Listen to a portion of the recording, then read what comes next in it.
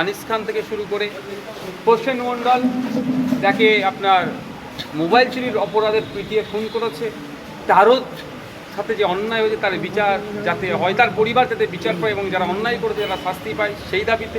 এবং ইসরাত আলমের কথাও আজকে উঠে এসেছে, আপনারা দেখেছেন আজকের এই মিছিল থেকে। ইসরাত আলমকেও চুরির অপবাদে পিটিয়ে মারা হয়েছে, তারও পরিবার যাতে ন্যায় বিচার পায় সেই জন্য আজকে ফুটপাথ শিবিরের পক্ষ থেকে আজকের এই মিছিলটা হচ্ছে।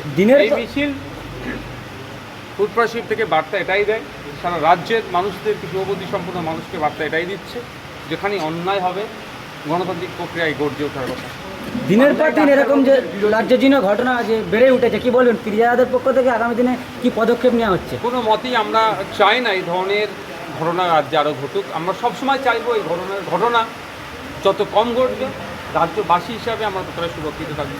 কে ক্ষমতায় আছে রাজ্যে, কে দেশে আছে, তার থেকে বড় কথা ক্ষতিগ্রস্ত আমরা নাগরিক হচ্ছি। আমরা নাগরিক কোনোভাবেই না ক্ষতিগ্রস্ত হয়।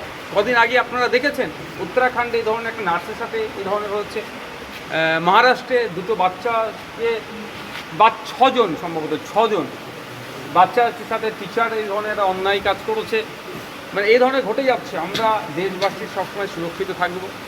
আমরা 140 কোটির অধিক মানুষ আছি, আমরা শৃঙ্খলাবদ্ধ জাতির ভূমিকা পালন করে ডাক হামলা করবো।